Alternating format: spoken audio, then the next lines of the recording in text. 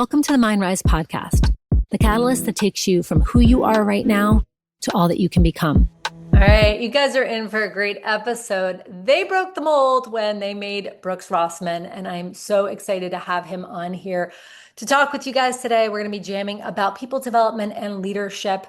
Brooks and I have worked together for a number of years, and he's the real deal. So I'm excited to bring him on to have these conversations with you guys. And kind of behind the scenes, we see people by their resume, we see them by their super sexy LinkedIn, and it took something to climb there, right? Not only for them to climb and develop their own leadership, but also for them to help and support and develop the people around them. So a little bit about Brooks. He is a seasoned and dynamic leader in medical device sales. He's renowned for transforming underperforming teams and territories into high achievers. And he has worked in this industry for many years. His leadership style is both consultative as well as mission driven in your mindset, blending strategic foresight with discipline, right? And looking at the operations of how things work and how people work. So on our podcast, Brooks will be bringing insights on how to develop yourself as a leader and elevate your team rooted in real world experience, strategic clarity, and most importantly, purposeful leadership. Enjoy the episode. So I'm excited to talk to you and really look at people development. And people development obviously is more than just, who's on the team and where do they want to grow to. I know it also starts with leadership. So we're going to need your playbook on today's episode of how to develop people, because it happens to be your secret sauce to go into underperforming territories, underperforming teams, and to elevate them in just such a way that we take the underdog and make them the MVP. So how do you do it? We need to know, how do you do this? Does it start with the people on the team? Does it start with you? Yeah. First and foremost, I've been really fortunate to be around a lot of great leaders in my career. So I take zero credit for any success. I've really just, seen it from some incredible people at Stryker. So I guess at a very base level, and I love this quote, Nick Saban, big fan, ex-football coach for Alabama, built an absolute dynasty. But he talked about in a press conference, mediocre people. Okay. Mediocre people, as he said, they don't like to be around high performers for obvious reasons. High performers don't like to be around mediocre people. So they're inverse there. But if you don't hold everybody on your team to the same standard, you're never going to be successful, right? So leadership does come down to who's on your team, which is your decision, and then you get into the development piece. But first and foremost, to be a great leader, you have to understand who you are, what are your standards, what do you live and die by, what are your values. So for you to put that in front of your team, you got to really understand yourself first. So I think, early on, I made a ton of mistakes. I didn't really know who I was as a leader. I thought I knew what I was supposed to be, but then you get into it and you're saying things that you think you should be saying that don't really feel comfortable. And then you finally look yourself in the mirror and you're like, okay, if I want to be effective, I've got to be authentic. So who am I? So what I kind of came to is, three words that define how I view, leading a team. It's people, it's performance, and it's process. Okay. You can't do anything if you don't have the right people on the bus. So every leader goes through this period where it's a feeling out period with your team, right? You know what you want to look for, you know what the standard is, and then you have to look yourself in the mirror and say, do I have that in this person? Or do they have the potential to get to that standard? Not everybody does. So yeah, I don't know if there's a secret sauce, except I think good leadership comes from really understanding people and how they tick, right? And then also understanding yourself and what you're looking to build. Right. I mean, I'm just taking notes over here because you make a good point, right? Early on, we do make mistakes. I mean, how can we expect ourselves not to? But we show up and we think we're not supposed to make any mistakes. But the truth is, it's through those mistakes that we figure out who we were. So take us back in the time machine. Yeah, There you are. What were some of those first leadership positions and, what did you learn from them? yeah. Um, my first true leadership position was when I just turned 30 years old. So really young to be in that role, managing a group of grown men, 40s to 50s, which has its own challenges in itself. Um, I mean, really, that first year you're trying not to get fired. You're really just trying to figure out what you're doing, learn your people, right? You can't do anything unless you know who's on your team. And what I mean by that is each person ticks a different way. Everyone's got a different currency. Some people like to see their name in lights. Some people are money motivated. Some people don't want recognition. So the first thing that I did was I just started spending a lot of time with each person and getting to know them, getting to know their family, kind of their story on how they got here. And that'll tell you a lot. I'd say anybody that's leading a team or running a company or getting in for the first time, don't overlook carving the time out to get to know your people one on one. Like that's really the base of, you know, going anywhere from there. You got to know who's on your team. Right. Well, I liked when So, you said before, like you got to know who's on the bus. yeah, you have to. Yeah. So yeah, this team that I had taken over, bottom of the barrel. I mean, last place, which is probably like I was probably the only idiot that would take the job, which is why they gave it to me. And, great human beings for the most part, but they didn't really have direction. They were just kind of 13 individuals doing their own thing, collecting a paycheck, not really playing for anything that was bigger than that.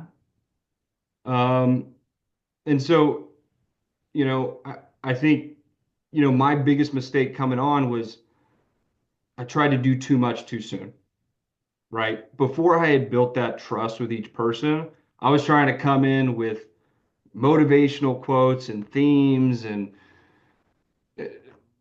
I wasn't connecting the dots.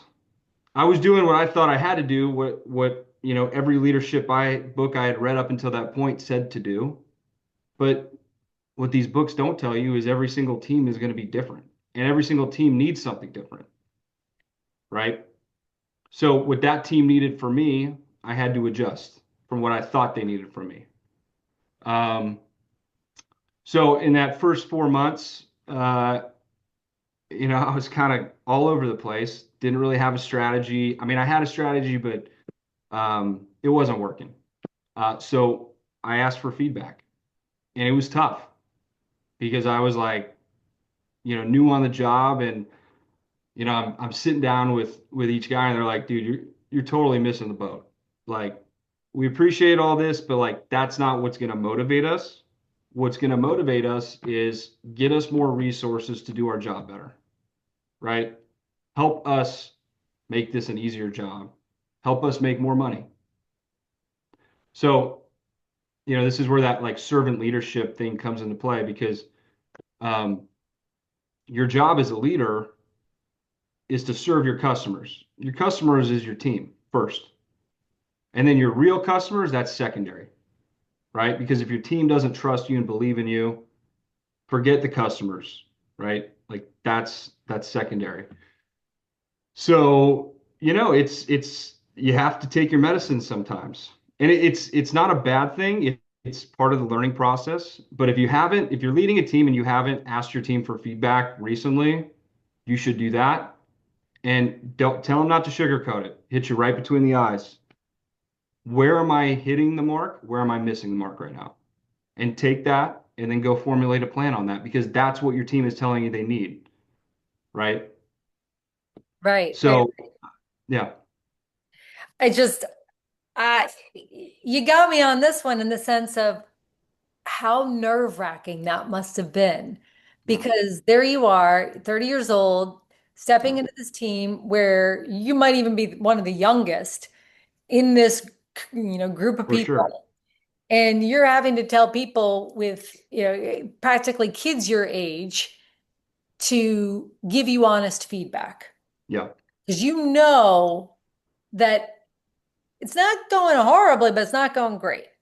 yep, What was yep. that like? Like, I mean, my grandmother uses this word chutzpah, like, Hmm. or, cojones, like the bravado. Like, was it that? Was it like, okay, just charge, Geronimo, I'm gonna go for it? Or like, what was it like to have the courage to ask people for feedback?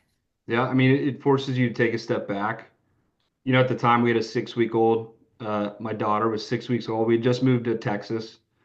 So I had a lot of personal pressure on the line. My wife wasn't working at the time. So, like, I had to make this thing work. Um, so then you balance that with the feedback with the performance, which is what your company is paying you to do, is to deliver the number.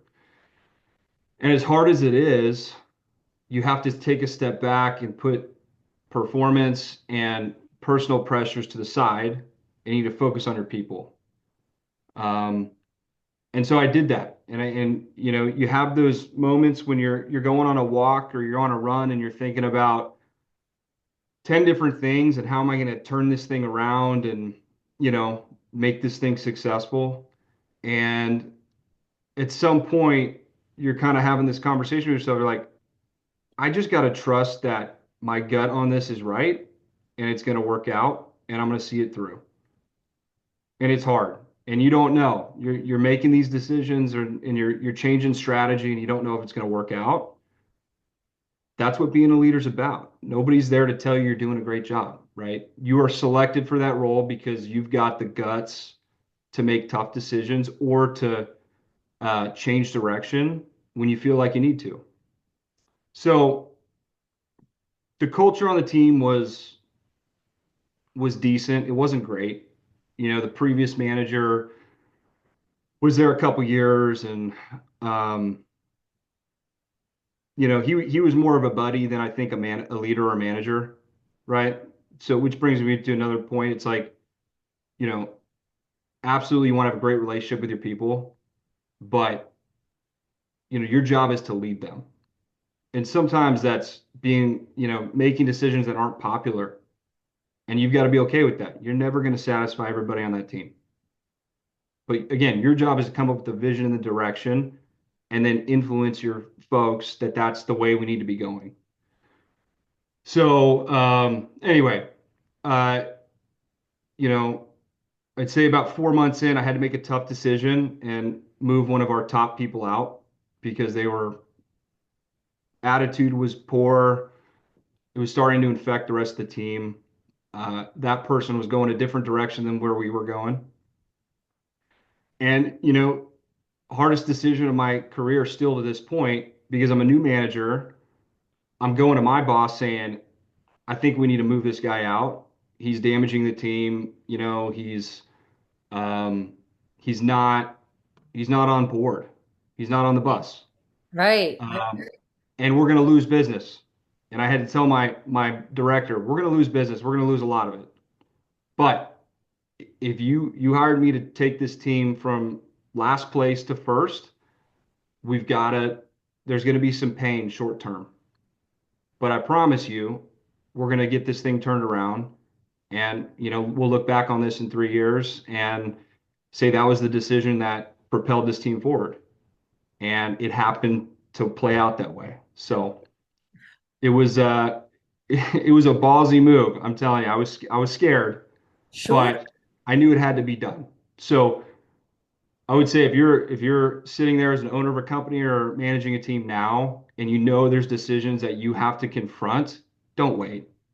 It's just going to make it harder. You know, you go to bed at night, you think about it, you wake up, you think about it. Be brave, be courageous, and do it. And Well, you're going what's to thank that yourself say? later. They say hire slowly and fire quickly. And Yeah. you make it a great point, Brooks. Like if this is on your mind before you go to sleep at night, if this is on your mind when you're waking up first thing in the morning, if this is on your mind as you're like in between your day, you have to address it. Yeah. What's the sense in kicking the can down the road? Well, it just makes it tougher. And sometimes you just got to rip the Band-Aid off, and you know it's going to hurt. Well, and something else that you're saying here around this being a top performer, right? Yeah. How often do leaders tiptoe around their like LeBron of the team and kind of orient everything to make sure that that top performer is Right. happy or performing? Meanwhile, like, and I'd love for you to speak more to this, how an attitude can start to cause a dissonance or a cancer Yeah. within the team. And so not only is like, okay, you see something that's not working, but then you're like, and this is going to affect our business. Yeah. Short term, fingers crossed. Yeah. Your gut knows that you have to do that. What's that like? Yeah. Well, I mean, it goes back to, the standard's the standard, right? And if you don't do anything and there's a glaring change that needs to happen, your people are looking at you and losing trust every day. Because again, winners don't want to be around losers. So if you have some winners on your team and a couple that just aren't cutting it, every day, the people that are, not mediocre, high achievers are looking at you and losing trust that you don't have the courage to make the move because they want to be on a winning team, right? Nobody wants to be on a losing team. So sometimes it says as much about what you don't do than what you do do. It's a good point. And that's can be scary because if Yeah. they, especially if a team believes that they are winning because of LeBron, right? And I think that that can also be a painful point as well because then do they believe in themselves? Are they pushing themselves? If they already feel like, the ball's going to be sunk as long as we get it to that guy, Hmm. they believing that they can sink the ball themselves? What happens to a team when there is an imbalance in that regard of Yeah. just, them thinking that they always just have to get the ball to that guy? Like, do they atrophy? Do they not perform as well? Do they, Yeah. exit? What's that look like? Yeah. I mean, I think it depends on the team, but I think it causes friction. I think those messages they're getting on LinkedIn that they've ignored for 2 or 3 years, they start to open them and look at them because they don't see the light at the end of the tunnel. Um, it's a reflection on you, but it's really a reflection on the business, right? It's their perception of where the business is heading. If we're not going to make the tough moves, the right decisions, is this somewhere that I want to be long term, right? So you end up kind of turning your best players off Hmm. by not doing what you know needs to be done. And listen, I'd say like you never want to make decisions in a vacuum, right? You never want to wake up one day and say, I'm going to move on this person because I've been thinking about it. You want to have a little leadership team amongst your team, people that you can trust, and you want to keep them in the loop as to what's going on and honestly ask for their feedback without putting them on the spot. There's ways to do it, but you're gonna know. Like so, for this example, I was getting phone calls from some of my best reps that were like, "Hey, this guy's going behind your back. He's saying every time you say something, he's disparaging it behind your back." And I could tell they were getting annoyed by it, and they were a little discouraged over it. And this person that ended up we moved out. Very talented person, uh, definitely performed, but um, he's one person, right? One person's not bigger than the entire team, Right. and you always have to remember that because one person can wreck the culture of a team. It truly can. So you want people that want to be there. You want people that believe in the direction you're going. And it doesn't mean they have to agree with you, um, but you want them to feel a part of it, right? So it's tricky, right? You can make the right move, but deliver it in the wrong way, and that's not good either. So you got to be careful. You don't want to, fire fast, hire slow, yes, but you want to be strategic about how you're doing it and then how you communicate that to the rest of the team. You want to think about that before you really, start executing and just really make sure that that's the right move you want to make. But then once you make the decision, you're not going back. There's no going back. That's the way forward. That's what we're doing. That's going to elevate this team to the next level. And then, you get the rest of the team on board with that. And they will be, right?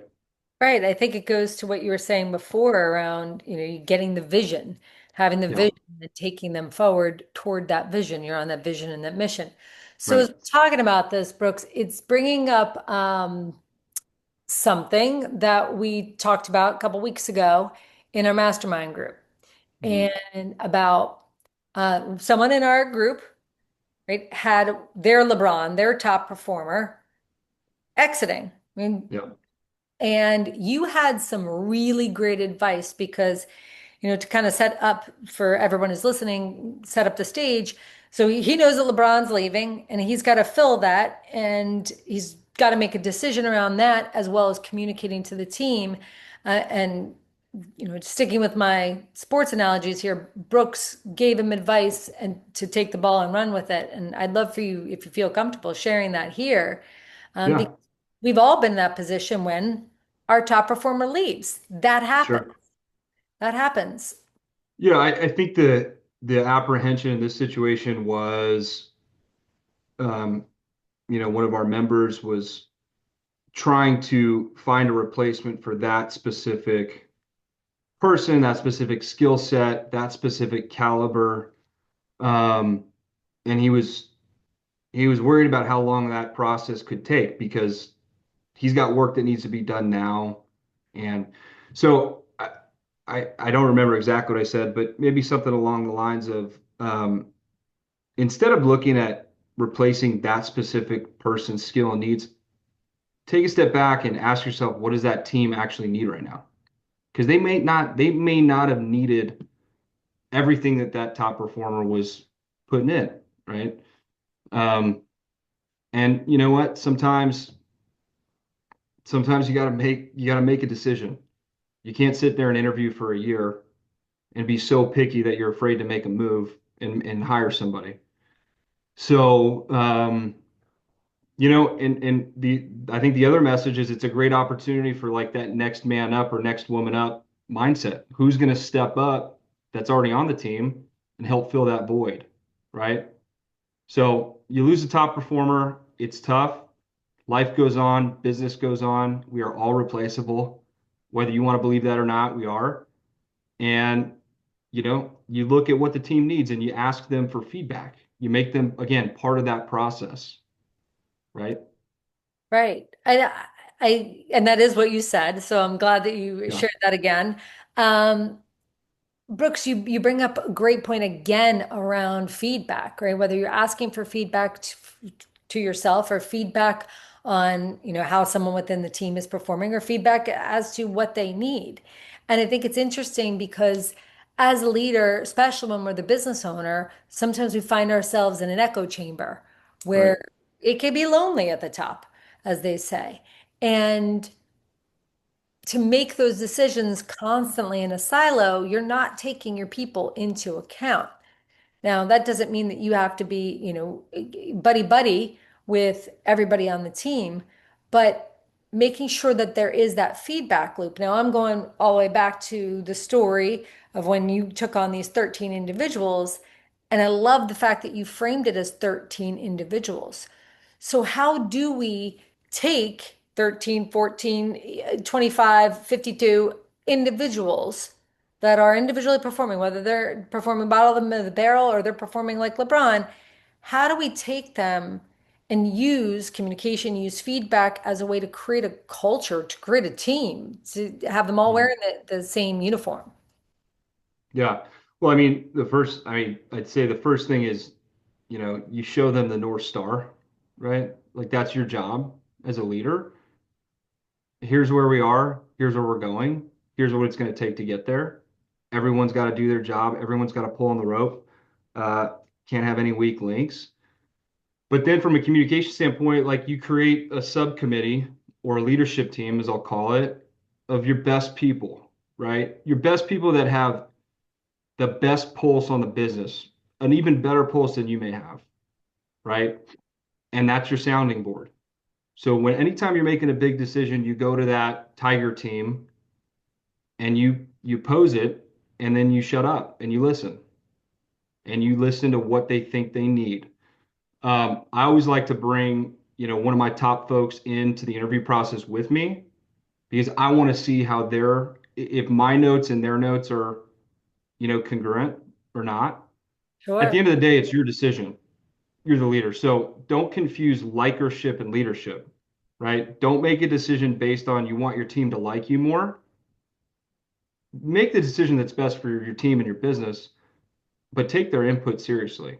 Because if you have a team of 50, you don't have as good of a pulse on the small details that they do, right? Right. It's a fact. So you got to delegate a little bit, but at the end of the day, it's your accountability, it's your decision to make the right decision for the business.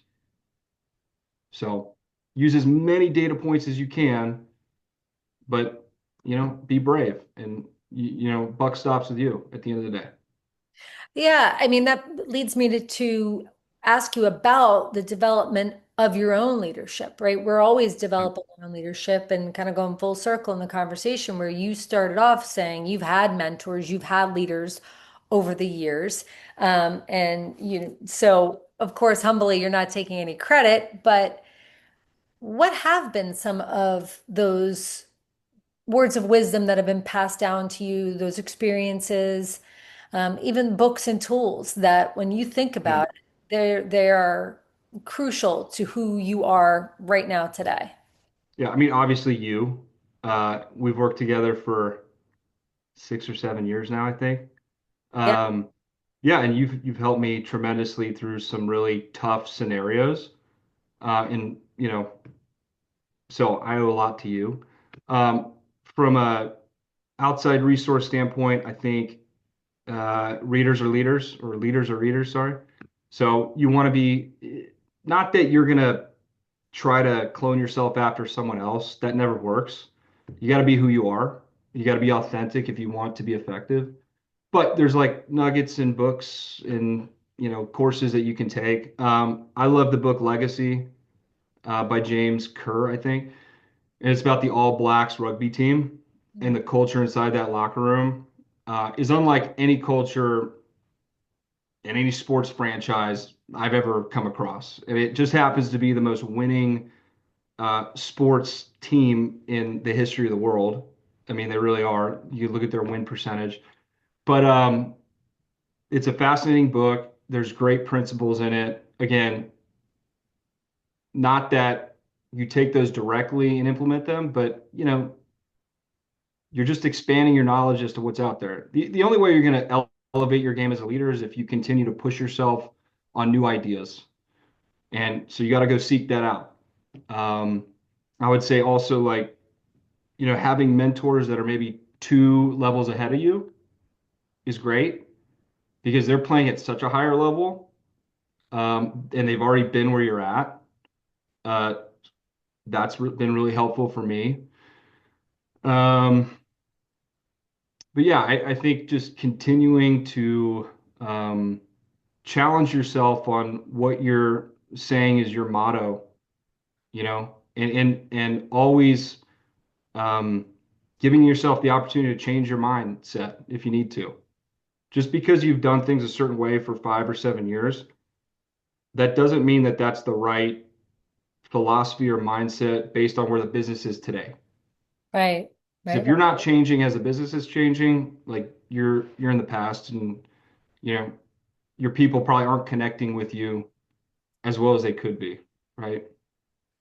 So, I mean, speaking of winning as teams, which I'm with you, we can't know everyone in the world and we can't get in every locker room in the world. So, if you have the Yeah. opportunity to read a book, watch the Mhm. documentary, like get in there. There's something for all of us to learn. Yeah. Um, but you've had lots of winning teams. I mean, whether go and we'll post it in the show notes, whether you go check out Brooks's LinkedIn or take a look at his resume. I mean, it's win after win after win after win. And so what I'm curious about is like when you are at the Mhm. top of the mountain, because we've talked about how you have taken underperforming teams and brought them on up, helping to build not only the team, but the individuals and the culture, elevating the tide. But as you are at the top of the mountain, top of the mountain, top of the mountain, how do you keep it fresh? Because you do Yeah. have a winning formula, but that doesn't mean that that formula is not always evolving. Sure. So what's that Yeah. like? I think there's a trap. I think the trap is reading your press clippings and thinking that because you've gotten to where you've gotten, you can just kind of put it on cruise control and it's going to happen like that every year. The reality is, if you want to win year after year, you got to work your ass off. I mean, you do. And even if you've been number one a few years in a row or you've hit your business benchmarks a few years in a row, that doesn't mean you're guaranteed to do it next year. So it's having a process to how you plan and strategize for the coming year and really setting, goals and metrics that are they're achievable, but they're tough, right? And so if you continue to raise that bar and that ceiling every single year, even if you don't quite get there, you're still going to continue to grow your team and your business at a really strong clip. Um, but again, it comes back to people. Like you got to really understand who's on your team and who you're bringing on, and you got to protect that culture with your life. Like you don't, even if you're interviewing somebody that's very talented, but you're worried maybe they're not a culture fit, dig into that because it's not worth affecting your team as a whole if you think they're going to just kind of be on an island and an individual and not really get it, right? And we all get suckered into that in the interview process. We're super enamored by the intelligence or the skill set, but they may not be a fit with your team or that specific role. And to me, over the years, I've changed my mindset to that actually means more to me than who I'm sitting in front of from like a resume or a talent standpoint. It's do they fit on the team and how are they going to elevate my team to the next level? Like what skills do they bring in that we don't have, right? So diversity is huge. Um, Diversity of thought, background, whatever. You need to keep bringing people in that come from different areas that can bring new ideas to the table, right? So yeah, but again, performance, getting your people to perform, it's based on their trust with you. So if you don't have that trust, you need to look in the mirror because it is ultimately your accountability. And you need to be honest, what do I need to be doing differently or better to have a better relationship with the people that are reporting to me that ultimately affect the trajectory of this business, right? Right, right, right, right. So yeah. Do you like, because you make a good point around, you're sitting there, you're interviewing people, they might have the best skills in the world, but oh, hold on a second, are they actually going to be a culture fit? Do you find that there are like a certain standard, like what you're looking for in people, or does it Mhm. change depending on which team you're leading at the time? Um, there's definitely a few core intangibles that I look for. Okay. So I'd say like history of winning over time, right? Performance. So I'm in sales, so um, being number one at your company for 1 year is great, but what did you do the other 4 years, right? Like where did you stack out? Um, that's important. Anyone can catch lightning in a bottle 1 year. It's really hard to do that over 5 years. So that's like stamina, right? Um, they got to have that fire in the belly, that sense of urgency, that hunger. You can't teach hunger. And it comes in a bunch of different forms, right? It's like it may come out in the interview process that their hunger is like they continuously want to learn and develop. Like that's great. That's a great sign. Right. Um, Attention to detail is big. And everybody will say that they have a high attention to detail, but there's ways that you can kind of get that out if they truly do. Um, so I think you know, and then you kind of go to the need for the role. Like again, does this person's skill set match what I'm looking for on this team? Right. So in sales, a lot of times we have different pods, if you will. Um, and a candidate might be a good fit with one pod, but maybe that's not the pod you're interviewing for, right? And so you're looking at the skill set of your people on that team, and does this person have the ability to be better than them long term if we pour into their development and they do it, they do their part and they learn and they grow and they put in the work. Um, so yeah, it's situation dependent, but I'd say they got to have those intangibles for sure. Right. It sounds like there's key components that you're looking for, whether you're hiring a nanny or you're hiring somebody for your professional team. Like you're looking for these Yeah. elements. Something you said that I just wrote down was you can't teach hunger. So Mhm. take me down that road. Like, while you can't teach hunger, how do you keep people hungry and motivated as a leader? Yeah, I mean, you got to understand what their motivators are first and foremost. So that requires spending time with them, getting to know them, their background, where they came from. Did they battle some significant adversity in their life, beat cancer, grew up poor? Like, I like to see people that have a chip on their shoulder in a Hmm. good way. Like, they've got something to prove, Got right? some That mile. is one Yeah. sign of hunger. Um, but then, like, are they about them or are they about the team? Right? Is it a me versus we? So that next person to bring on, what I'm really looking for is, are they going to come on and be the best team player that they can? Are they going to put their individual career interest trajectory aside while they're learning and just be the best teammate they can? And that will come out too, right? And you can ask them specific questions around that will kind of surface their answers. Um, but yeah, everybody's got a different currency, like I said. So you've got to speak their language, not your language, but their language. And you can't treat everybody the same. You got to treat them fairly, but you got to manage everybody a little bit differently because they're different people and they have different needs and aspirations. So Makes me think about a conductor of an orchestra, right? yeah, What the horns need is a completely different animal than what the strings might need. Just, yeah, and there's constant different demands and inputs that you have to be light on your feet. So I know we were just talking about currency and motivation for the people on your team, but give us a little bit of the like behind the scenes for you. What keeps you motivated? What are your sources of currency, motivation, mhm. drive? What keeps you hungry and interested? Yeah. Honestly, like seeing um, the folks that are on my team achieve significant, life-changing, you know, opportunities. Ultimately, like my job is to, develop them and promote them throughout the organization. I would love it if I'm working for a few of these people someday. Like that's my scorecard, right?